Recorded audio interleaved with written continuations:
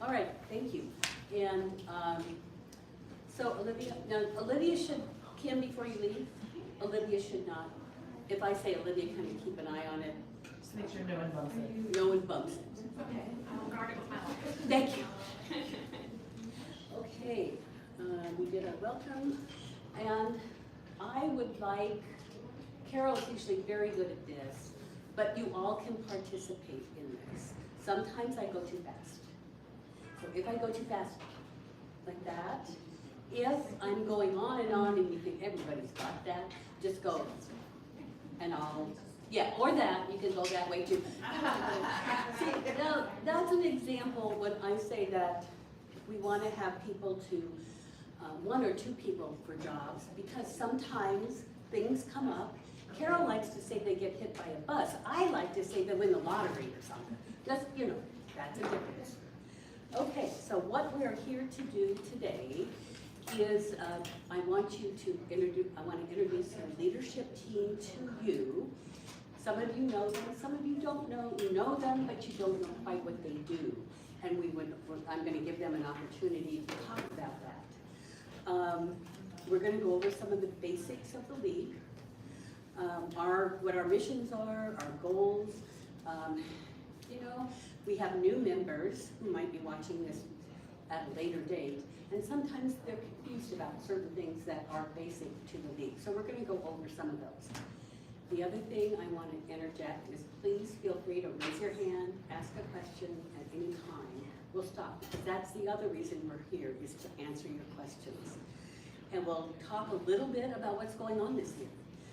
We're in the beginning stages of voter engagement. We want to talk about what that is and who we're talking to. And then also I want you to talk, make connections. I've already seen that happen. Talk to people who are here, make connections to them. If people are watching this at a later time, please feel free to make connections with your leadership team, and I'll give you the email for that later. Okay. So I'm going to be talking for a while in the beginning, but I promise you, I will not be the only one. So, what are the basics of, oh, first of all, I really do, because sometimes we get rolling and we forget to say what's on your mind.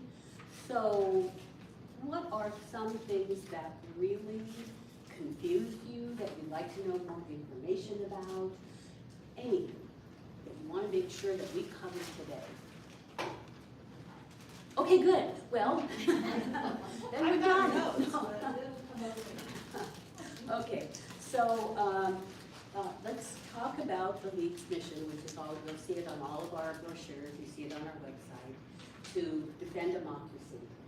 And we kind of have to talk a little bit about what that means. We want to empower voters and defend democracy.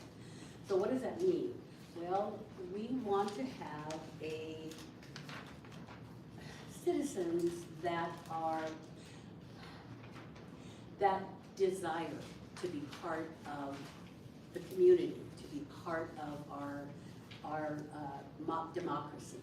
And what we find, and I was actually watching the Jane Goodall documentary, and she said, when people lose hope, apathy sets in. And so that's one of our goals, is to how do we address apathy? How do we put the desire back into voting? So that's one of our goals. And then we want people to have the knowledge. So what do we do to do knowledge? Well, we do several things. Our voter services, voter education. We try to address issues and topics about voting. And then we have our First Thursdays, which are which bring to the issues that are important to the community. Because being civic-minded is not just voting, it's also being part of your community. And so that's what we do with our First Thursdays. Then we have our candidate forums. Again, education to people, nonpartisan, and just bringing the knowledge to people. This year, one of the things that we're really working on is that voter engagement, and we have a committee. We have a youth focus group, and we have other focus group. We have a main focus. I was not going to say that. Other focus group, And what we found is that to engage people in the process, you have to kind of meet them where they're at. You have to say, what is important to you? Why perhaps aren't you voting? And how can we provide that information? All of the information then gives people confidence that when they vote, it does make a difference. I attended, it's called County College, and what they do is you go into all the different departments in the county, and one of them was at the county clerk's office in the voting, and I was very impressed with how they safeguard the ballot, how they check the many checks and balances that they go through.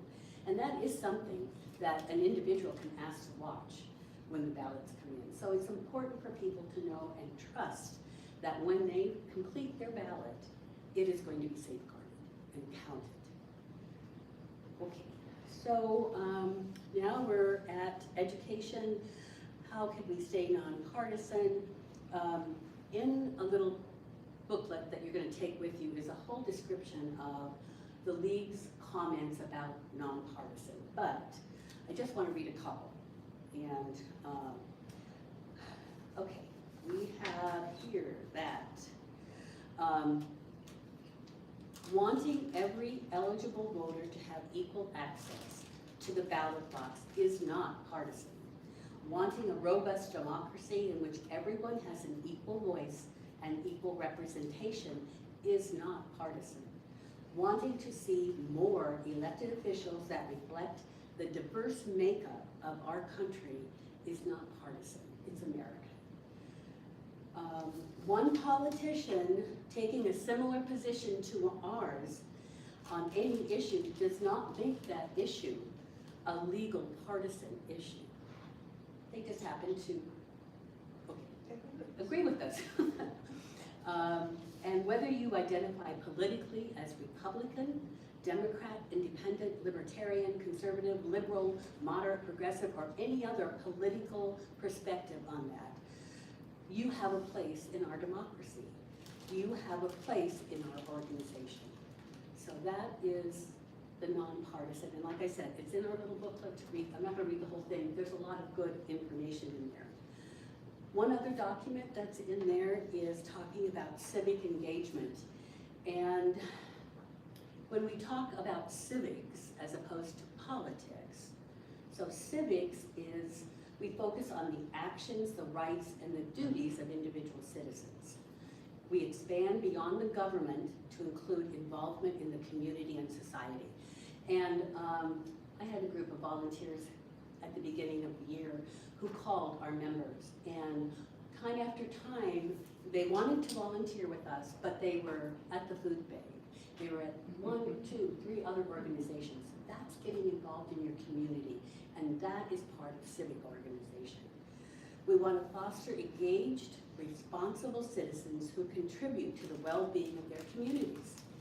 And that is one of the reasons why this year we are really focusing on meetings where we answer questions about voting so that people can get those questions answered.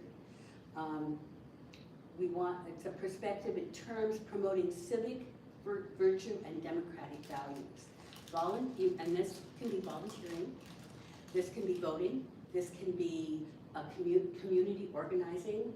So I know people in this audience who volunteer for the SMART program and read to children in grade school. That's important.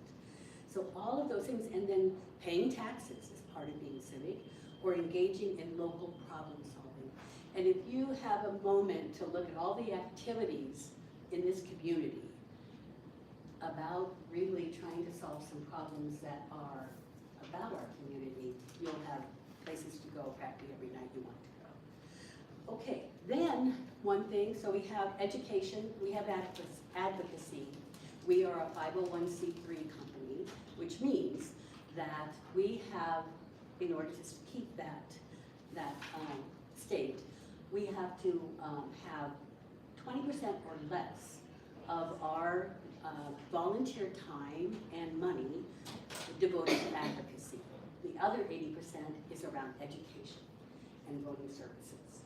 So that's why we make that. And later on, you'll be able to hear our new advocacy person talking about some issues in advocacy. One last thing is we went through maybe a year and a half ago a reorganization. And that was when someone joined at our local league, the money came into us as a local league. And we did that. We got a bill from the state, we got a bill from national, and we paid part of that dues to them. National feels, and I think rightfully so, that they can support us, and they do with many webinars and information, and the state does too. So when you go to our website, when you went to our website and you hit join, you actually went to the national site, and then they in turn sent that information to us and to the state, and they dispersed the money to us and to the state. So we're still in that infancy, but I will say there's a lot of information out there. Some of you who have seen emails come in and webinars and so forth, you kind of have to pick and choose. There's so much information. So that's good. Okay, now, meet your leadership team. And you already know me, and I want to talk about this because you'll see there are several things under my name. So we are really looking for a breakdown, somebody to take over some of those responsibilities so that they can be done with robust energy. I will say in membership, Ann Bard, who's sitting back there, has taken on the responsibility of the Redmond area and doing an absolutely wonderful job. What we really want from our membership ambassadors, and I'd like to have one in Sisters, I'd like to have one in Sun River and La Pine, and talks to them on a regular basis. You can invite them to your home. It's that person-to-person contact that sometimes with a membership of 135, it's hard for just one person to do. Okay, so that's me. Okay, now I do have to talk a little bit more because our treasurer is out of town. But we have Kathy Sharp as our treasurer, and she's a retired CPA. She's responsible for the heavy lifting in our, with our money. She turns in the report. She files all the tax forms and so forth. She has 2 assistants who help her with different portions of that job. And then we have a separate fund. Carol Leshy handles the Delight Fund, which was a donation given to us by the family. And it has specific purposes. And did you want to talk at all about that, Carol? Or? I can move briefly. Okay. Because a lot of times people are confused about it. This is called the Delight Fund because when Delight Hartzell passed away, her family asked that contributions be made to the League of Women Voters. To date, we have about $35,000, but that money was stipulated that we could only use it for conventions, workshops, certain things. So we can't use it for the general fund. But it's extremely important. Delight was originally a member and a president of the Indiana League, which is where I am also from. And she was very passionate, as was her husband, about the League of Women Voters. And one of the problems that we have is when we have conventions elsewhere, which we have the U.S. convention every other year, it will be in Ohio. And it's extremely expensive for people to travel. And so we don't want just those of us who have money to go. We want it to be open to anybody. And so we don't want it to be like just the rich white ladies, okay? So anyway, so that's what that fund is for. So if any of you choose to bequeath money to us or to me, that's fine. No, keep that in mind. And it was something, I think we're into maybe our 5th year with that. So. Okay. All right, then as I mentioned, there are 2 assistants to Kathy, Susan Battistella and Joyce Sale, and they handle some of the functions. One of the functions is just taking in and we have a software program for accounting, so one of them does that function. The other goes to the post office and picks up funds. But by breaking it up, we find that there's backup then, and so that's what we want to do. Okay. Oh, okay, one more time, because Judy Fisher is our secretary, and she just had ankle surgery, so she's not hobbling in here today. But all of our leadership meetings are on Zoom. So Kathy, for example, our treasurer, goes Arizona half the year, but she can Zoom in, and she can do all the reporting remotely. And now Judy can also do our secretary function remotely. And I will say what we try to do is to give everyone an opportunity to participate at the level that they can. For example, today there were several people who sent me emails saying, oh my gosh, I can't, I'm sick, or I did this, or my kid's doing this. Hey, that is who we are. We are a group of people who have multiple priorities. And what we try to do is to match what you can give us to what needs to be done. So never say I don't have time. We'll find some job that you can do for sure. Okay. All right, Corey, you finally get to hear from somebody else. And you should probably be standing right around where I'm standing, Mike, so for the camera. Okay. Back here? I think so. Yes, you're good. Okay. Hi, my name is Corey Dickman. I'm a retired business owner and a California transplant who's been living here for now about 10 years. After a couple of years of what Joyce called gentle prodding, which I agree it was gentle but persistent, I joined the league during the 2022 election season, registering voters outside this library. Today I'm a member of the leadership team with a portfolio that includes fundraising, publicity, and most recently community outreach, which I'm not going to talk about. As publicity lead, I seek out publicity opportunities and create advertisements and flyers that announce league events both to our members and through the media and email. Our public events, like First Thursdays, are posted with several news media outlets and at libraries. Karen B. posts to Facebook and Instagram. Glenna has a list, sends out a list to members and community organizations. I would love to have somebody join us in publicity to expand our media reach, including but not limited to press releases, expanded social media presence, and someone who likes to do interviews, which I don't. As fundraising lead, I plan events and campaigns that raise money for our local league priorities, which this year is voter education and civic engagement.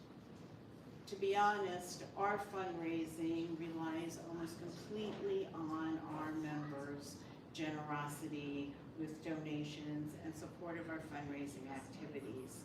For example, we've had success with events like bingo, silent auction, raffles, holiday giving, but we are hoping to expand our fundraising reach, seeking partners and sponsors through our newly formed community outreach program. This fiscal year, fundraising is tasked with raising $5,000. Not counting membership dues, so far we raised over $900 from a well-attended bingo event, and a whopping $3,450 from our members' donations. So, yay, you guys. I need help to plan and execute future events, and it would be also great to have somebody who's experienced with writing grant proposals. I don't know how to do that, but we did get a grant last year, and it would be nice to be able to continue that going forward. If you have interest in volunteering for either publicity or fundraising, please express your interest on these sign-up sheets, and I will reach out to you. Okay, any questions?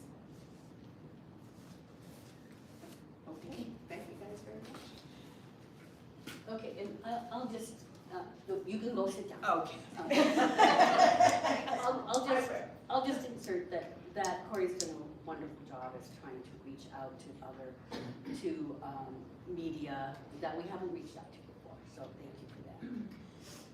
Special events, you're on, Jan.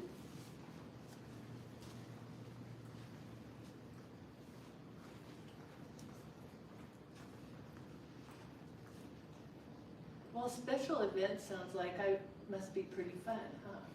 And so, I don't know that I'm fun, but we have some great events. And it goes more than what you think of.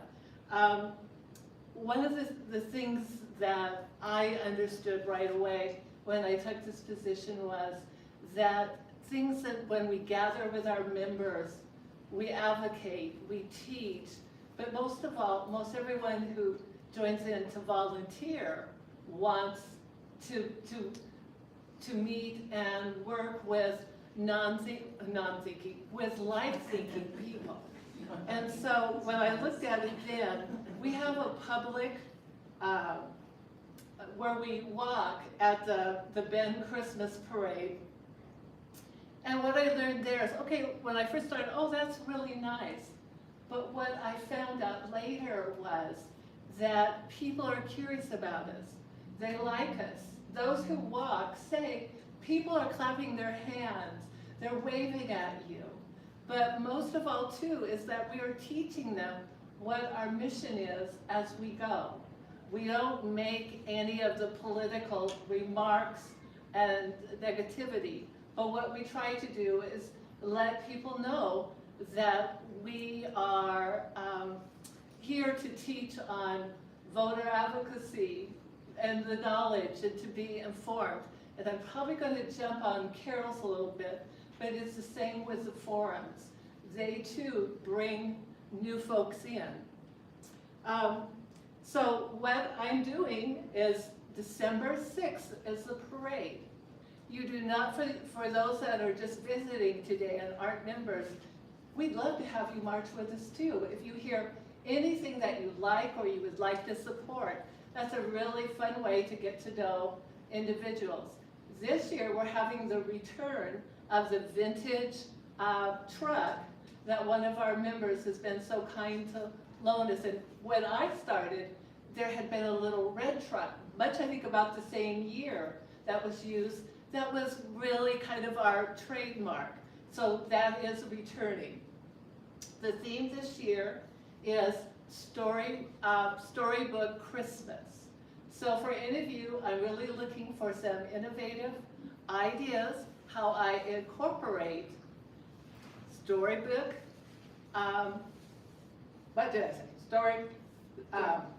Storybook Christmas. Give me a quick email, let me know, or better yet, I'd like to have one meeting that what we will do is make some new signs, and on those signs we can kind of add to it. So I have a volunteer list back there, so if so, please leave your name and your phone number for me. Then the next one is our, oh, and I should tell you too, that we will have up shortly the registration on our website so that you can sign up that you would like to walk. And that commitment is getting there about 11:30, being dressed warm enough that you can do that, and then we march starting at noon. And it usually takes about a half an hour to 45 minutes commitment. So think about that. Then for the holiday party, we changed it from December, frankly, because it became too difficult. There weren't enough Saturdays for us to be able to get one that isn't going to interfere with our group. So we had turned it last year to a holiday or starting the new year out. So we're going to continue to do that. And that will be January 17th. It will be at the Bend Golf Club, and we will have a sign up shortly for that as well. And that will include a dinner. Because it is Martin Luther King, we are really looking that we would like to get a speaker that maybe could tie in on today's environment, but we're still working on that. So again, if you know someone that you think could be a good speaker or group on that, please send me an email or join the holiday party committee. That will probably be, again, one planning meeting and then helping at the party.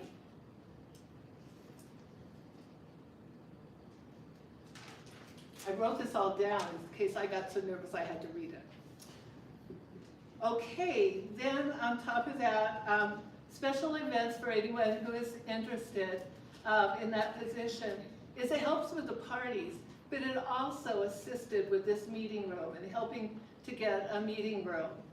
We've learned that there's very rare places in Bend that you can do it for free or even like $100.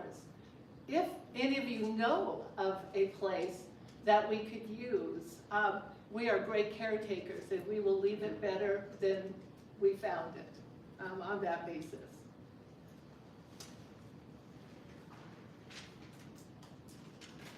Any questions?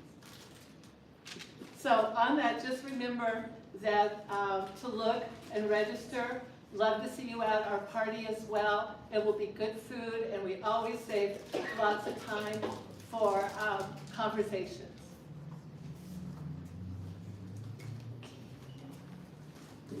So I will just interject, because that's who I am, that every time I think I have walked, it's never really a march, I've walked in the parade ever since I've been here. And there are times where I go, oh, do I really want to go? But it's a fun experience. And like Jen was saying, people are giving you kudos along the way. Thank you for what you do. And it's just a fun experience. So just to say that. Okay.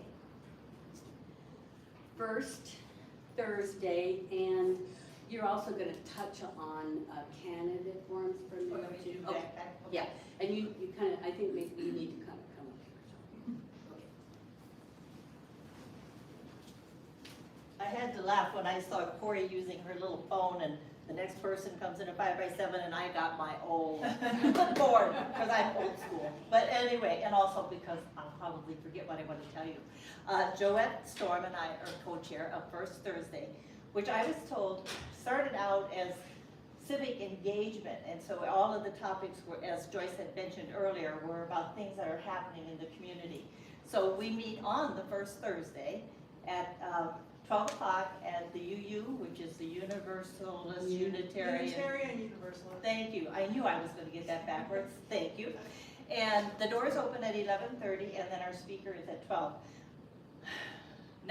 This week, I guess, we will have Emily Currington-Cook, who is with OPB, and she is the Bureau Chief of Central Oregon. And we're very excited to have her, and her topic is come hell or high water, how the public broadcasting is going to continue in spite of the challenges. We choose our topics based on recommendations from the league. So this past September, we had Braver Angels. In October, we went up to Redmond and had an informational speech about Core 3, which is happening there. And then now we have Emily. We're off in December and January, and we'll start again in February, March, and April, and May. So if you have any suggestions on who you would like to hear for any of those months, just reach out to me and let me know. We used to get like a whole list and then we'd vote on it, and I'm just kind of a little more loosey-goosey, and I like to just jump on it when I hear it. So feel free to give me names, suggestions on what you want to do, and we'll go from there. Our programs are also posted on Facebook, on our website. So if you miss it, then you can go back and you can watch it. Obviously, I prefer that you show up in person because I think that makes the speakers feel like we really are interested in them. So I encourage you all to attend when you can. And that's about all that I have about First Thursday. Do you have any questions about that or any suggestions on where I should go from here? Nope, okay, good, then I'll move on to the forums, okay? We have candidate forums every election cycle. And actually, that's kind of what the league is known for, because it is our mission to educate voters. And so what we will have coming up in the spring, we have several elections that we will have forums for, and they're held in different places depending on what's going on. We prefer to use the county government building because it's free.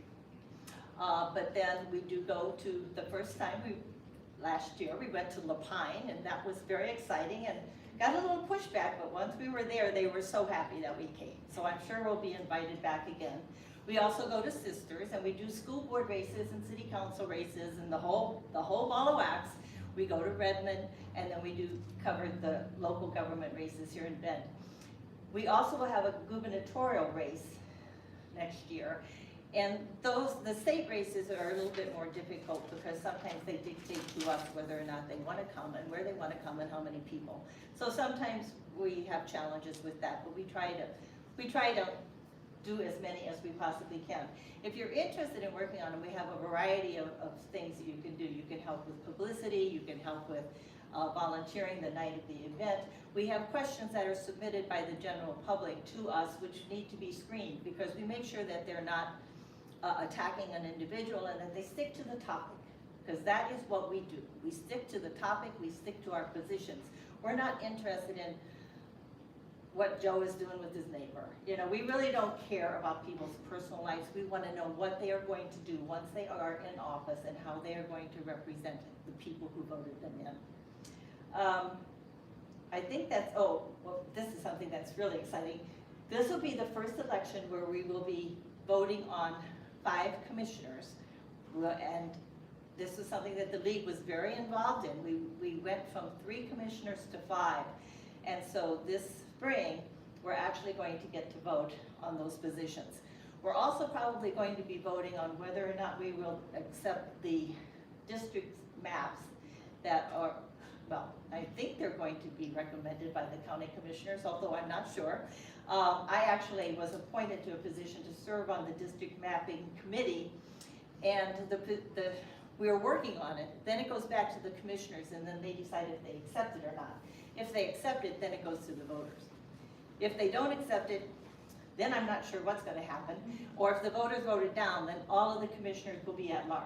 So it's very confusing, but we will educate you on that by the time it comes time to vote, so you'll know what you're supposed to be doing, and maybe what they're supposed to be doing. I'm not for sure about that. But anyway, so that's what happens with the forums. And again, it's something that the league is known for and very much respected for. Very seldom do we have candidates say that they won't come, because they know that we're fair, and that doesn't happen all the time. So I think that's all I have about the forums. Great. Can I talk about Freedom Readers while I'm here? Sure.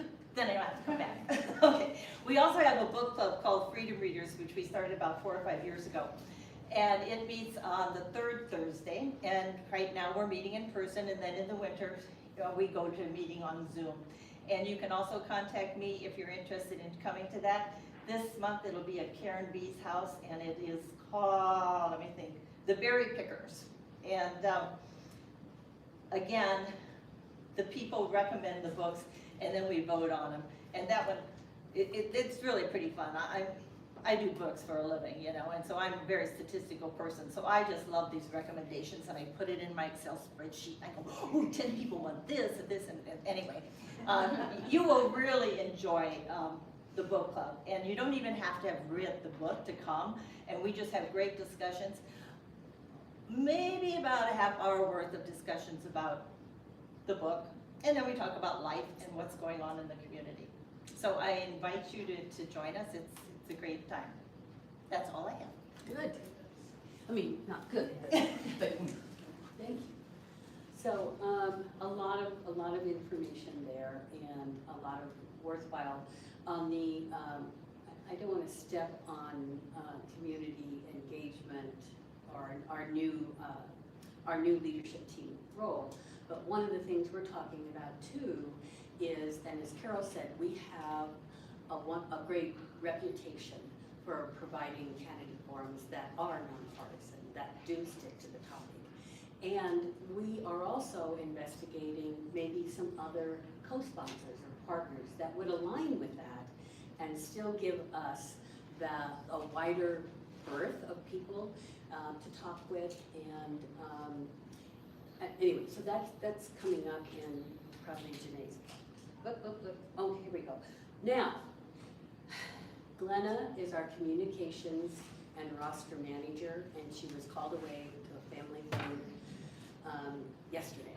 And so I'm not going to try and cover everything in communications, but what Glenna does is our website. If you've ever gone to our website, she's responsible for the wonderful things there.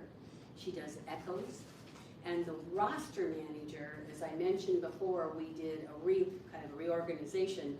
So one of the tasks that, thank God she's doing and not me, is balancing what the National League and the State League and we have for our members and making sure everybody is in alignment.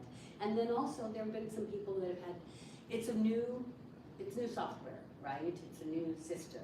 So there's going to be some hiccups, and that happened, and Glenna was, in her other life, worked that avenue, and she was able to come in and help us do that. So I'm sorry she's not here. She would like some help in communication, so if you know of someone or you yourself would like to get involved in our certain aspects of our website or certain aspects of the newsletter, again, there's going to be volunteer sheets you can fill out.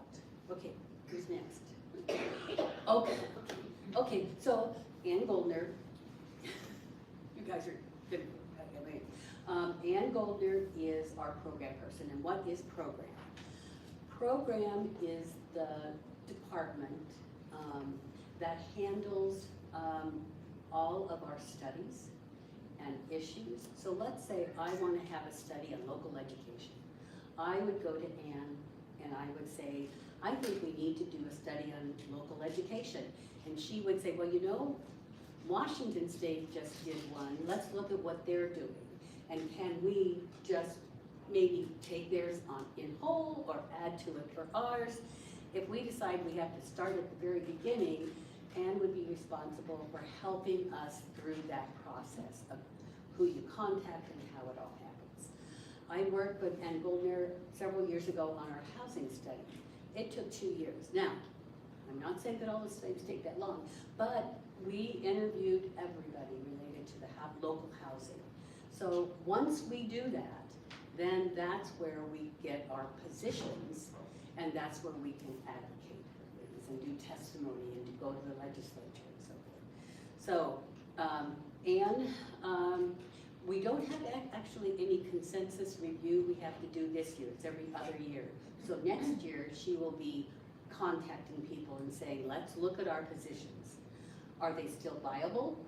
Okay, then we'll leave them. If not, is it even an issue anymore? Then we just don't even bring it up. So anyway, it's if you like research, if you like working and interviewing with different organizations, that might be something you would be interested in helping her. Berta.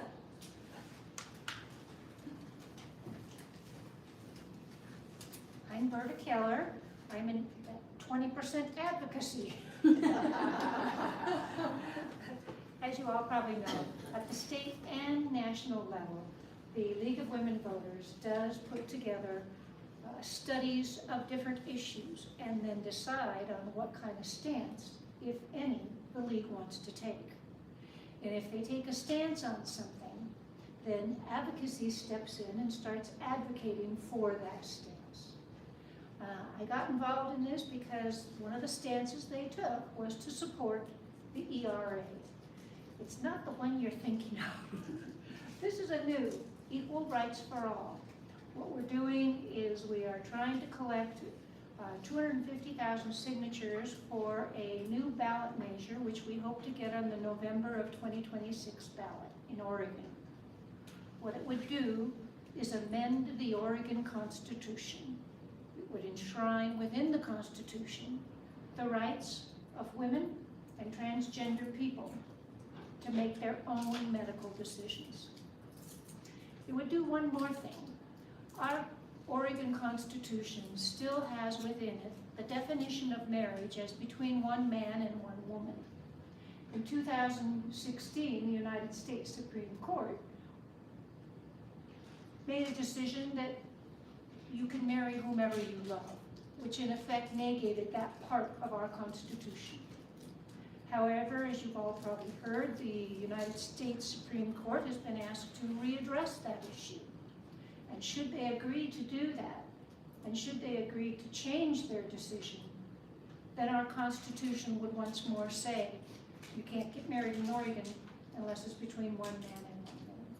So the second thing that would be amended in this Constitution would be to eliminate the definition of marriage in the Oregon Constitution. So this struck me very strongly. I nearly died because of an ectopic pregnancy, because the church, the hospital I was in was a Catholic one and didn't want to give me the life-saving surgery that I needed. Fortunately, I had a doctor that stood up for me and fought for me for 45 minutes while I was waiting on the surgery table, and he won, so he was able to save my life. But anyway, so I got involved in that, and although it's not the only issue that the League of Women Voters has made a decision to endorse, it's the one that has caught my attention, got me involved, and the one that I will be involved with until its conclusion with the majority of my time. However, if there are any other issues that other people have strong feelings about and want to get involved with to advocate for them, I will work with you. I will help you. I will show you how I got started. I will help you come to some of your events and all. But that's what we do. I am the Oregon liaison, the Deschutes County liaison for the ERA, and I am on the state advocacy board. So it's just kind of a independent job, and it's a fun one.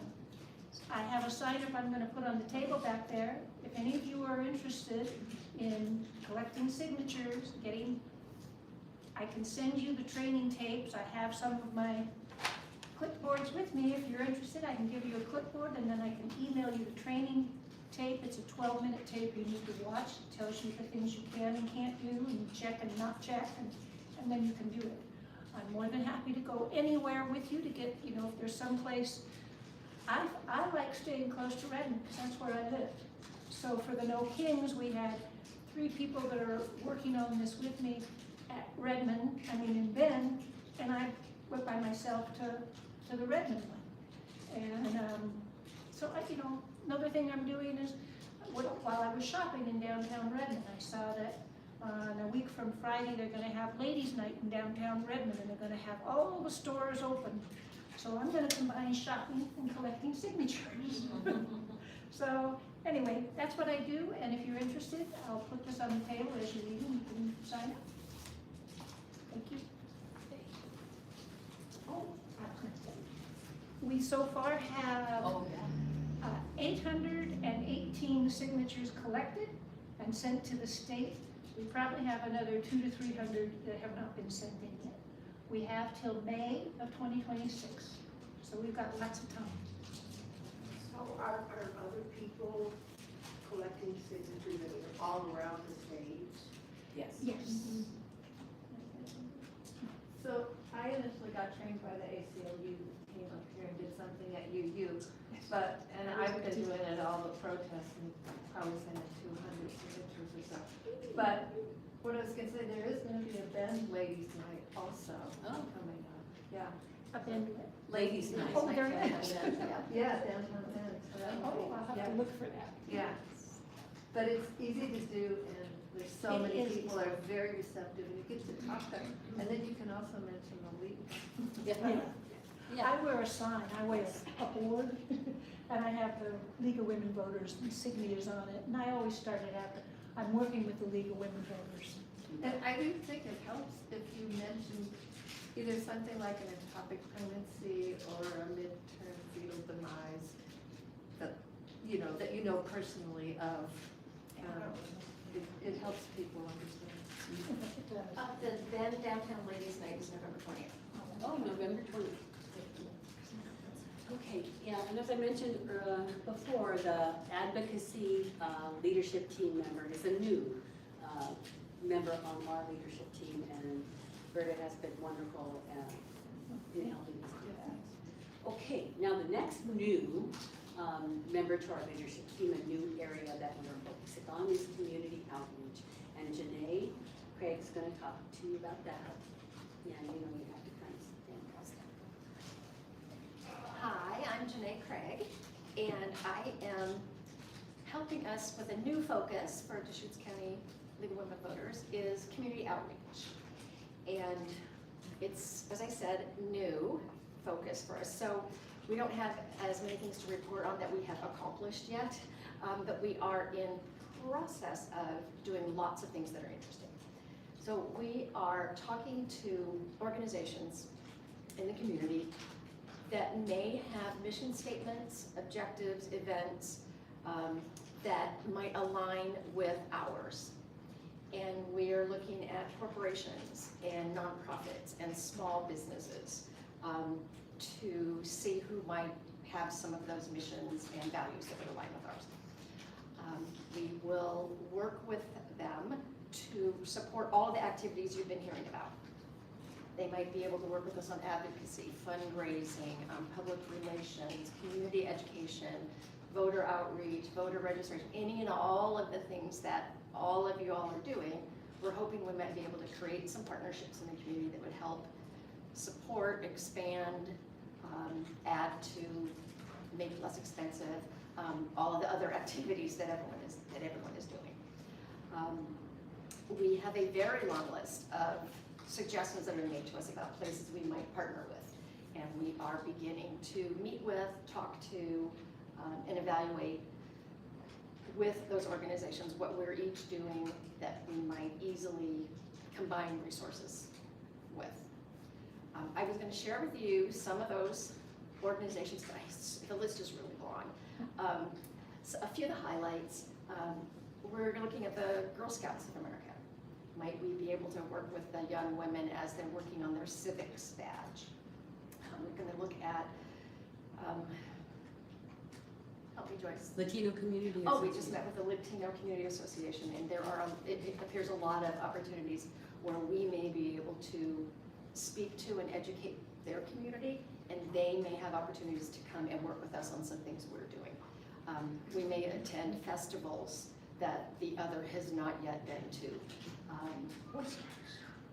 All kinds of things like that. We're looking at some of the more obvious nonprofits like Kiwanis, Rotary Club, City Club, perhaps Chamber of Commerce, the ACLU, the American Library Association, the Daughters of the American Revolution. Daughters of the American Revolution, the Scholastic, the Teachers Administration National Association. I can't Right. remember what it's called. It has an S in it. And COSA. COSA. COSA. And do you know what that stands for? It's the Committee of School Administrators. In order to work perhaps with educating youth, high school students. We have a lot of meetings and phone calls set up, lots of them. And if you all should have any recommendations of organizations that you think might want to work with us or that we might want to work with, that would be really appreciated. If you have contacts at any of the organizations that you're thinking of or that we mentioned, that would be great. And if you'd like to participate in helping us talk to, meet with any of those places, that would be appreciated.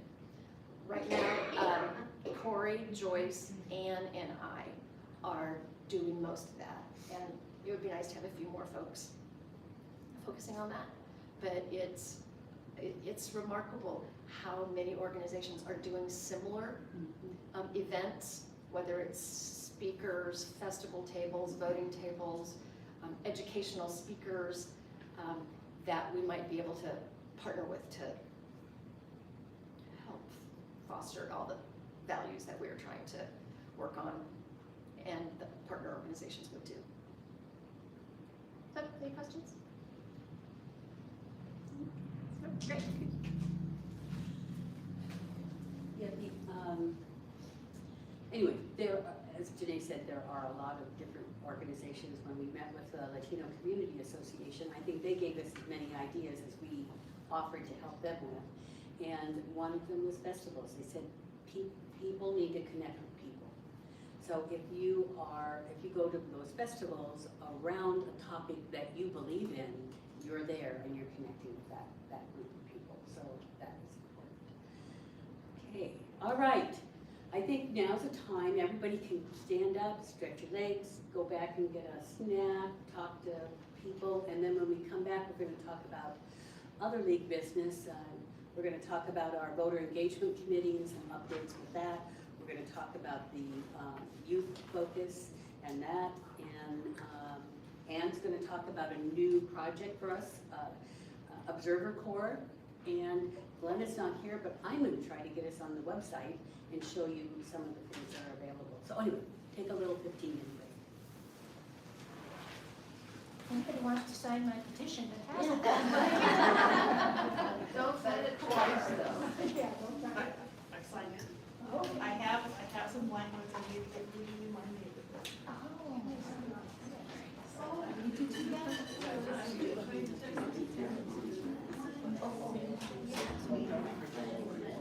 Can I read that? Sign it? And then so that I'll take it back. I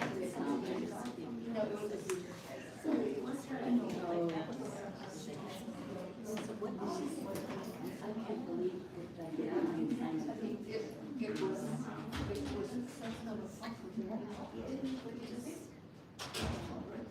Sorry. That's perfect. That's what I just said.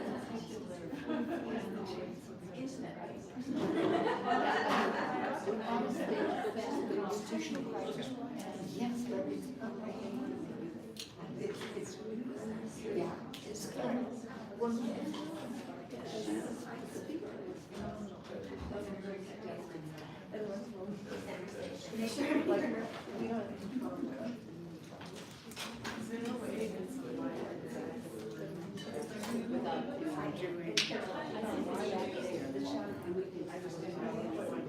It's really dark up there.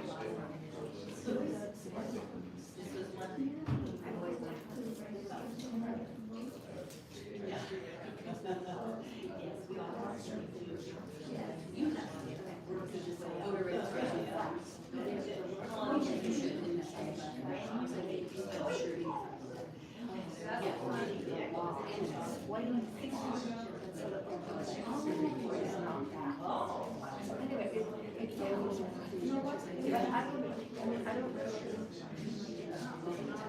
I did not bring my registration.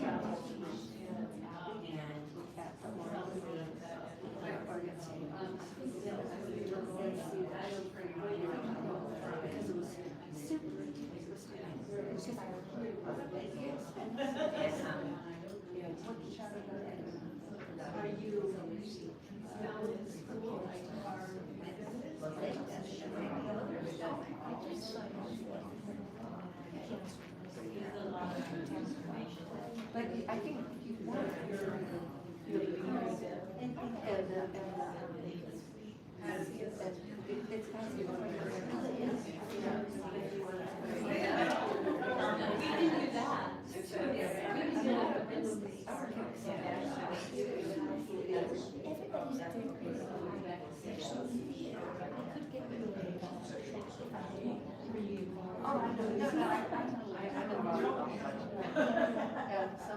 It's just me right here.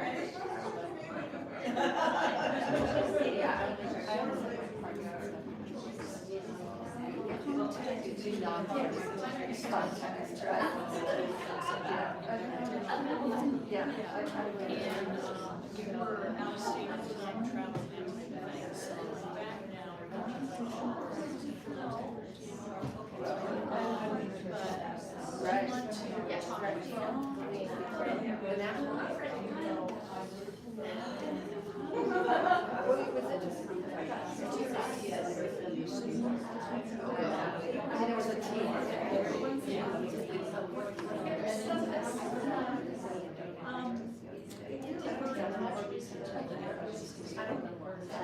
Thank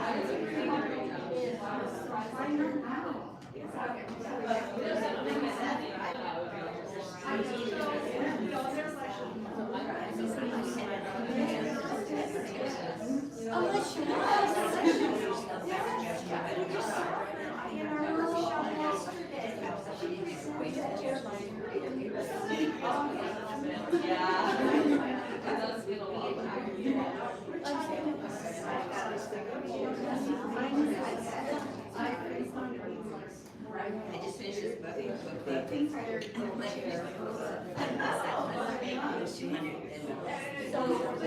You're okay with, yeah, 2 minutes, and then.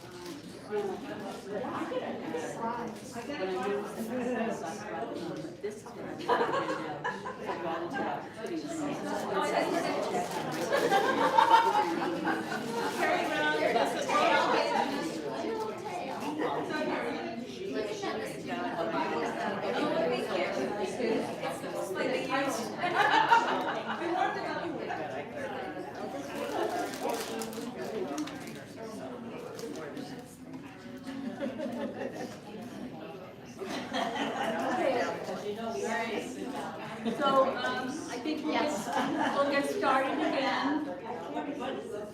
We'll get started again.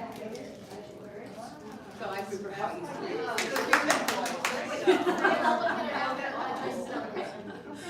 Okay, so now after our break, we're going to get into some other league business and some updates.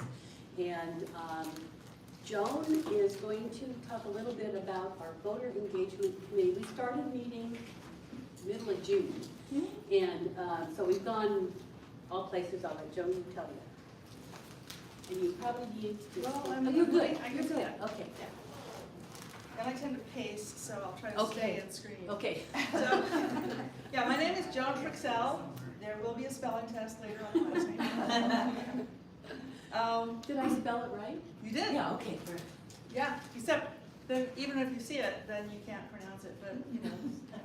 First day of school, grade school, you know, they get down to the F's and they go, Joan, here. So, yeah, we've been meeting with various groups with various ideas, and I'm not going to infringe on the youth engagement issues because we've got pros to do that. But one of the things that we were talking about is, in addition to like events at community college and at OSU Cascades, where we have a table, we have information, people come by, but there's an issue of people who are shy, people who aren't at those venues, who still have some interest, or we can incite some interest in their voting participation. And what we started talking about was having tables kind of around various places in towns, maybe 1 or 2 hours a week, each week. I remember when I was a grad student, we had great success of having a voter registration table at the bar the grad students all went to. And, you know, registered voters like crazy. We almost got Jesse Helms out of the Senate. Almost worked. Some of you remember who he was? Yes. But again, it came very close. So I've seen it happen, I've seen it be effective. And then I was thinking some more about this, and these kind of tabling events, while effective, are also fairly personnel intensive. That one, it works better if it happens more than once. So, you know, a couple hours a week at Good Life, you know, a couple hours a week at REI, but, you know, it's like, you kind of get the picture, there's any number of places we could go. That's the same, you know, a person every week for weeks. And I think that is going to be more effective as we get closer to the primary and to the general election.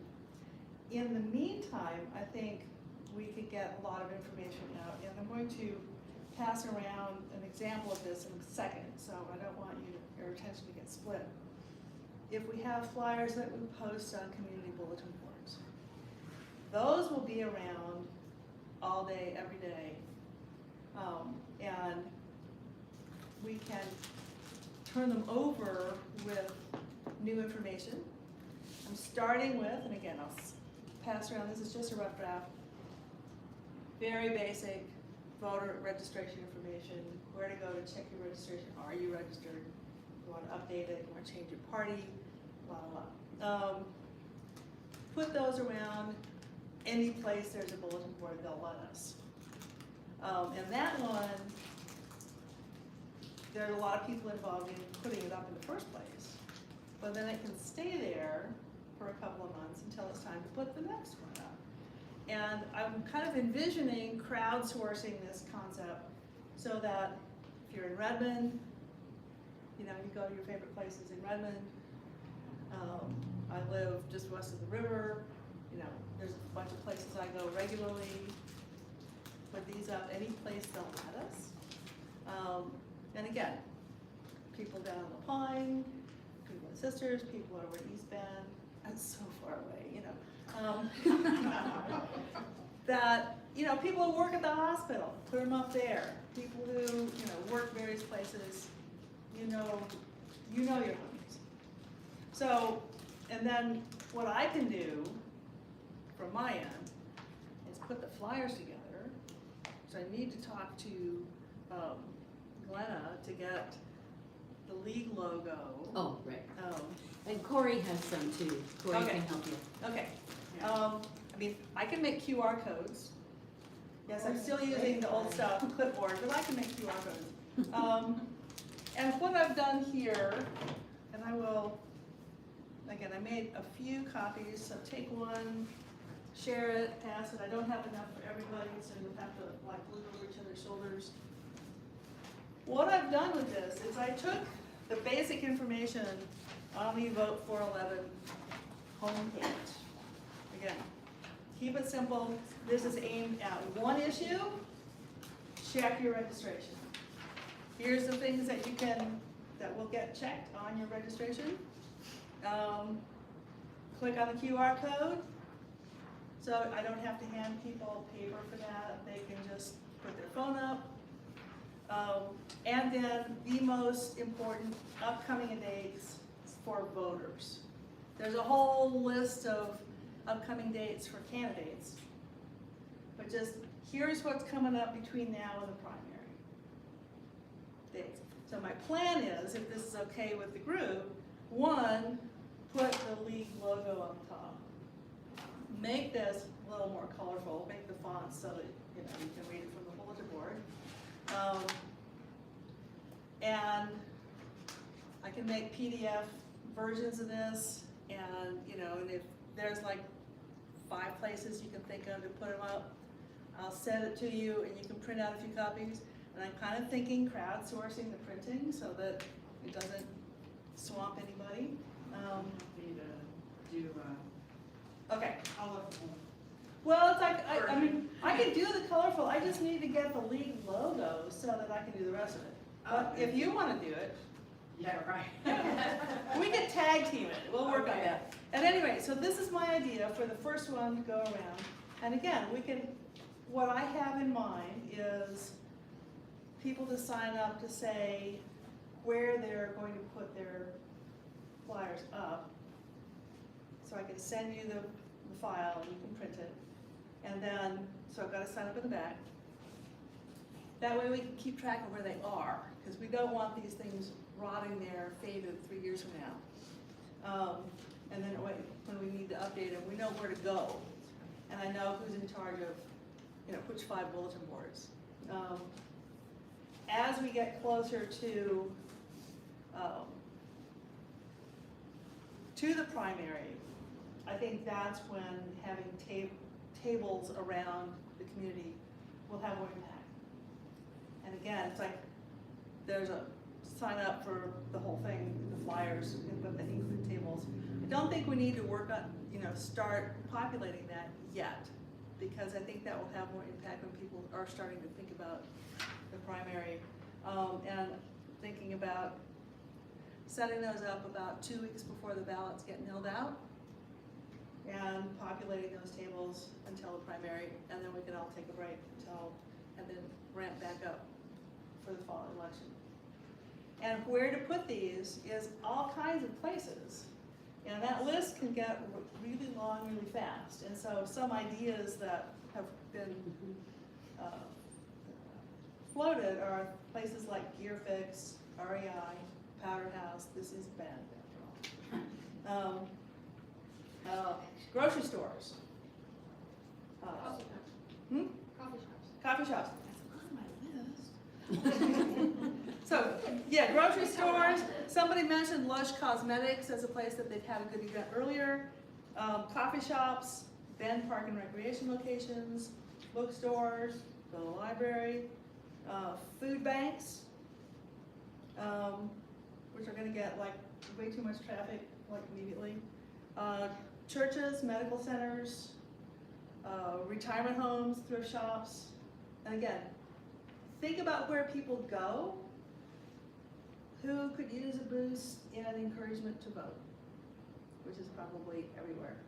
But, so that's what we discussed. And yeah, my idea is to start moving with flyers and see how we can get that spread out. And that will hit people who aren't going to come to an event necessarily, but it might get them to some of the candidate event, forums and this sort of thing. But start with voter registration. So, What is the timeline for this When are you gonna start with these? I was thinking, for the flyers, we don't really wanna do this until the new year, because people are gonna be thinking about Thanksgiving and Christmas and New Year's. So starting some point in January or perhaps February. Okay. Because I'm confused about find your polling place, because we don't have polling places, do we? No, but that's, How say, many? remember that I copied that straight off the Vote 411 website, and I didn't, Yeah, so it's gonna Modify it take at do all. some editing, because so, also like on the last day to register, like where you can do it, if maybe we would put like the Secretary of State website right there so people know, you know, Good that idea. kind of thing. Yeah. yeah, so it's like, I mean, that QR code will get you there, but if that's the particular part, I could do a particular one for that. And not everybody uses QR codes, and so if you Yeah. put like that kind of thing in. Well, there, you'll something- notice, let me steal that, thank you. That, I mean, this is something when I was working on websites, when I was working, is that I put the actual website right there, and then the QR code, so people who wanted to use their phone, they can, otherwise they can do that. Is it helpful also to put out where you can drop your ballots off? That's Is that in on there, there? but, I think that would be really good for Later. one of the Later. later flyers, it's like, what do I do with it now that I voted? It's like, any Yeah. mailbox, these ballot boxes, the courthouse. I mean, I remember when there were ballot boxes that were getting firebombed last year. Yeah, there were a couple of them. And then, I'm gonna put my ballot in the one in the courthouse, it's a little safer, I think, but yeah, where do I put the ballot? And that's a brilliant one, of like, now what? I don't trust the postal service. Which ballot, where the ballot box is. Yeah, that's, all of those sorts of things as we get closer to the primary and then as we get closer to the general election. Very good. Yeah. I think, I'd like to say check your voter registration, but I was thinking about putting one of these at the senior center in Redmond, Mm-hmm. and That'd be they brilliant. wouldn't have an automatic voter registration because they don't drive. Right, so that's where you could go to check if you are registered, because yeah, if you don't drive, that's an issue. But this website is where you go to register if you're not registered, or Okay. change your party affiliation. You can do all of that straight through the website, except change your name. Okay. You have to fill out a form because you need a signature on that. But if you're not registered, you can register through that website. You can, change your party affiliation, make sure you are registered. If you've moved, give them your new address. Yeah. Yeah, if they don't drive, they might need to fill out the form because there needs to be a signature in there somewhere. Yes. Other questions? Again, I put a sign-up sheet for, it says flyers, but also tables. Yeah. I was just gonna comment, all of Oregon is mail-in ballots. Mhm. But I know that in Portland, if I wanted, I could go to polling, the county courthouse, you can go and vote. So that would be your polling place if you had a burning desire to do it in person rather than through the mail. So that would be what you would say, instead of like find your polling place, it's like, another option is to go to the county government building to the voter registration office to vote, right? Yeah, and if we're talking Deschutes County, it's the county clerk. County- If we're just No, talking Deschutes I County. can customize that for Deschutes County. See- All right, any other questions? Okay, I'll get off the. Okay. Okay, so, and, to add on to that too, the flyers are good.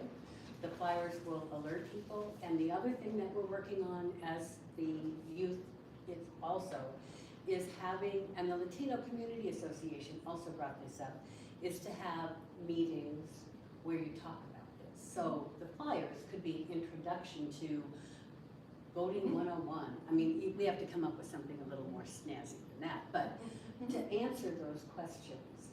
So the Latino Community Association said, you know, we have translations, but we need to know what those ballot measures mean in plain language. And I said, me too. So it's not just a translation issue, it's an explanation. So we're going to be working on that. The youth focus group definitely, and they also brought up at one of the meetings, and I'm not going to step out, I think you're going to talk about this, but to have, they love QR codes. They love it. So it's come up with something to grab attention, like, I don't know, does your vote really count? Or, oh, pooey, your vote does not count. And there's a QR code that takes them to information about that. So that's some other things that we're working on. And we really do want to have more people participate in that. Okay, so now we have, so Annie Elliott is one of our college-related people, and she's ill today. But Olivia is here, and Olivia has experience not only this year, but she was on our Get Out to Vote last year. So just an update on some of the things that we're talking about. All right, hi everyone. I had notes, but I have had a hectic morning and I left them in my apartment. So sorry about that. Essentially, oh my god, way more people here than I thought. I should be talking forever. We want more young people voting, and you know the best way to do that is to foster these peer connections. Is to just really talk to them about the issues. Like as Joyce mentioned, some sort of event where like we talk over the ballot measures in plain English would be nice. We've had a lot of success with tabling at COCC in previous terms, talking to people, getting them to check their registration, and all of that.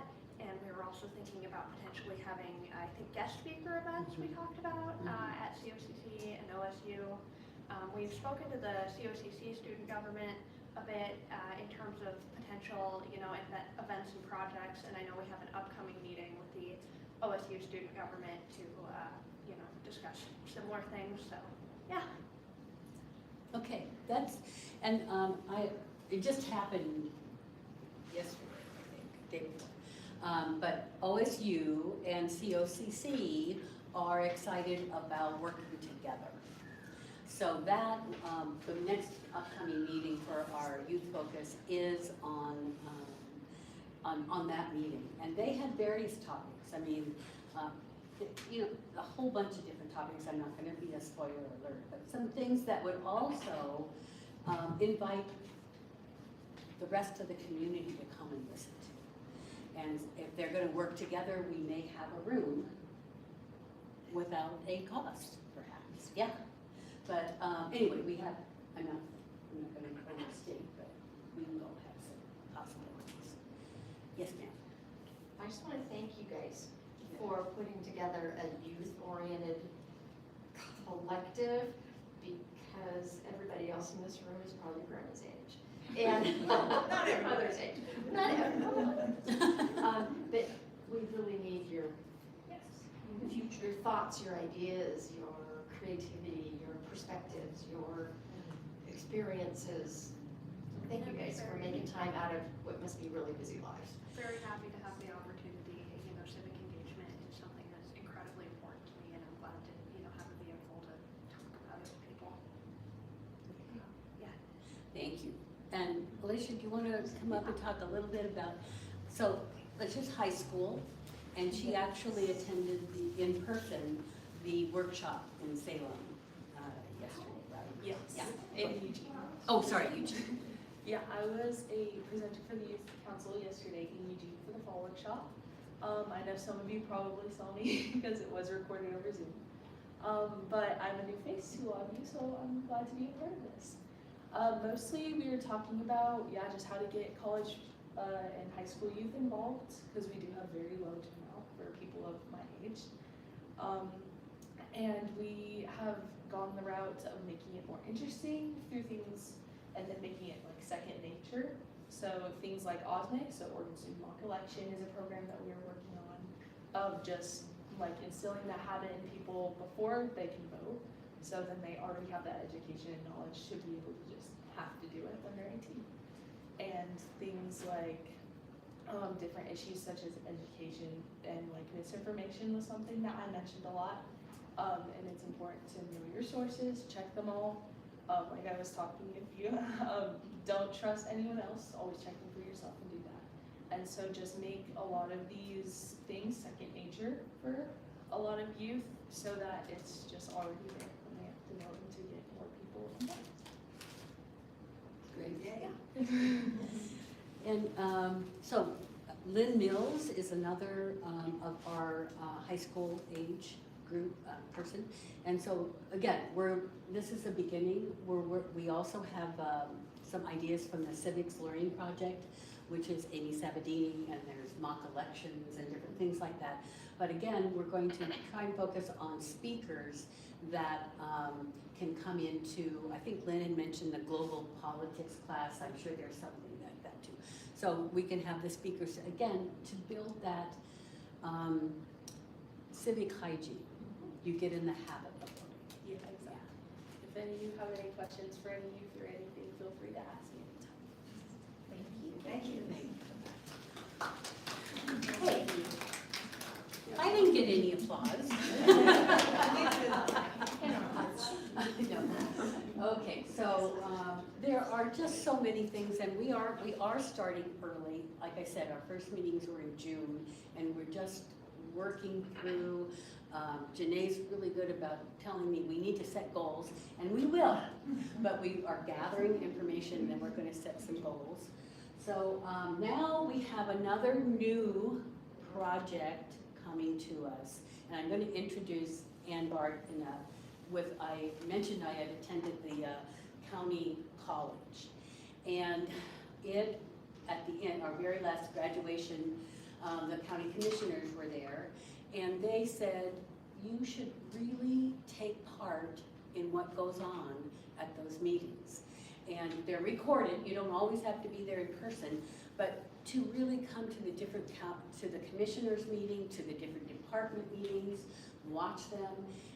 And then I knew that we were going to jettison on this observer corps, and I just felt great that they said, you need to do that. That's part of being civically engaged. So Ann, do you want to come up and talk about the observer corps?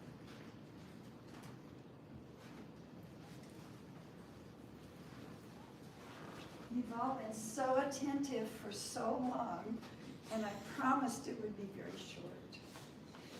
I want you to know about the Observer Corps.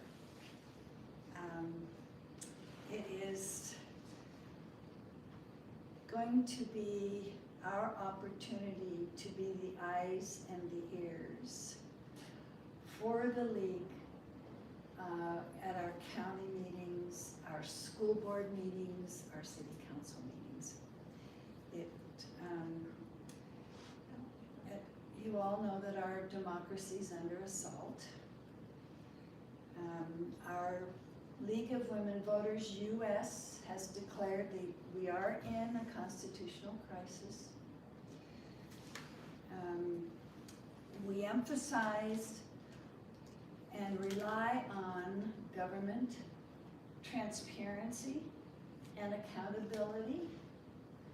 The Observer Corps will actually be attending meetings where especially our membership in the beginning will know exactly what decisions are being made at the city level, the county level, and the school board level. For instance, in Redmond, last month at their meeting, DEI, one of our tenants, a very important one for the League of Women Voters, came up for a vote to eliminate it. It was a 3-2 approval because of the incredible work that was done at the grassroots level in Redmond at the last election. Those new members are ensuring that our democracy continues the way it's supposed to. I don't know if you remember when Obama ran for office and Michelle was a good spokesperson. And this is a quote that I remember that she said, "Democracy is not a spectator sport. It requires active participation, vigilance, and a commitment to upholding democratic values." That's what that's what our Observer Corps is. And this is a national program by the League of Women Voters. If you want to see one that's functioning quite well, go on the Lane County League of Women Voters site. And there are monthly reports there, so you get a good idea of what we'll be doing when we go into the meetings. When we come up with an emergency, an urgent issue, then it will be in the hands of our leadership team and how perhaps we will be addressing issues. It keeps us abreast of issues, but more than that, it involves us in the outside world. It involves us in the community so much more. It also helps us to establish our partnerships. We'll become much more aware of those who are quite active in the community. I promised that it would be short, so I'm doing it right now. Hey, don't talk to me about being short, because I'm short in many ways, but yeah. So why do we have observers? It is our way to become informed. Our news media is suffering as much as our democracy is suffering. We know that we're not getting the information directly. It's very hard to actually ferret that out. And so the Observer Corps has the responsibility to be sure that we are on top of it. As we become the eyes and ears for our league by attending those meetings, we establish the vital transparency that oftentimes is not there. So part of volunteering for the Observer Corps is that before we go out, we are going to be completely educated on the sunshine laws. Oregon has done a wonderful job starting in 2017. The sunshine laws are the sun coming through for transparency. So we have meeting all of the public meeting requirements and the public document search process, very well established. But we all need to know exactly what those laws entail so that when we're there, we know whether they're being honored. Another reason is that the discussions will all be documented and the decisions by our elected officials will be in each of our reports. And that's what actually then will come through echoes. I haven't spoken to Glenna yet, but I will. We have our monthly newsletter. We have two ways that we'll stay very informed, and that's through echoes and our monthly newsletter. And as our branch maintains our nonpartisanship and orientation on the vital local issues, which will come up in these meetings, it helps for promoting our educational efforts. It all ties together what you've heard today. Civic awareness, voter registration, voter education. This is just a complement to that. It completes that. We need your help on this crucial and timely volunteer opportunity. With the current pervasive threats to our democracy, Observer Corps members establish accountability, transparency, and a better informed public. So when these issues are identified, then we're given direction on what presentations we're going to choose to do. So again, it completes a circle. So to become established and develop the eyes and ears for our branch, we need at least 10 volunteers in Redmond and 15 volunteers in Bend. There will be training involved before you go out, where you will know about the composition and the statutes under which each of these city, county, and school board committees are operating under. So please keep our stars aligned. It's unbelievable that we actually were invited. When have we had a league new project where a major governmental office has actually invited us to attend and record their proceedings? So I think the stars are aligned. I think it's the right timing. Perhaps the message came directly from them. So please sign if this is an area that you'd like to become involved in. Please sign the sheet that is right there. And I'm, That Jan are you has. asking for, are we going to be doing this in person where we're actually going to the meetings, or we're just observing the recorded meetings and reporting We back? have a choice. Okay. That's all part of what the committee will decide. Because we can complement, if you go in person, you can complement what you have written down and substantiate and confirm what will go on for our membership. We do have the requirement now through our legislature that all of these public meetings must be made available within 72 hours. So you don't have to be there in person. I observed the DMAC meeting, which, because I was out of town, which I'm part of this committee now, and the recording for the county government is really good. I was very impressed with the quality, but I also like the fact that I could listen to it with my earbuds in while I was multitasking in my house. And so I encourage you all, if there's something coming up with It's the county that easy. commissioners, that you do Yes, that. it is that easy. But years in my previous life as a league member in Indiana, we did go to our county council and county commissioner meetings because we didn't have recordings back in the day. But we also wore league buttons, but we were, just so that you don't become intimidated, you're not allowed to speak on behalf of the league. And so you're just there to gather information. And from my experience, the county commissioners would know me and they thought, oh, does the league have something to say? And it's like, no, I'm just here to observe, because you can't speak on behalf of the league unless it's approved by the leadership team. So don't let that intimidate you by not going. Just go and learn and share your information. That's with all part everybody of the else. training that's so important. Yeah. Exactly, before any of us go out.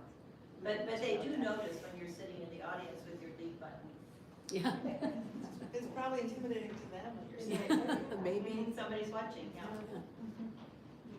Any other questions? Okay, and the other thing too, there are a lot of our members who are housebound or who don't want to go out, and this gives them an opportunity to really get involved in it, so I'm happy with that. Okay, I'm not gonna do the website because Glenn is not here, but I encourage you, if you have not gone to our website, please do. There's a lot of information on there. You just hover over all the different areas. You can actually, when you go to leadership, you can see all of our pictures except for Janae. You gotta send a picture. But now you guys know what you look like. But there's a lot of information. Glenna has done an amazing job at putting all kinds of links to what's going on in the state and US and whatever. Could I Yes. just say one thing?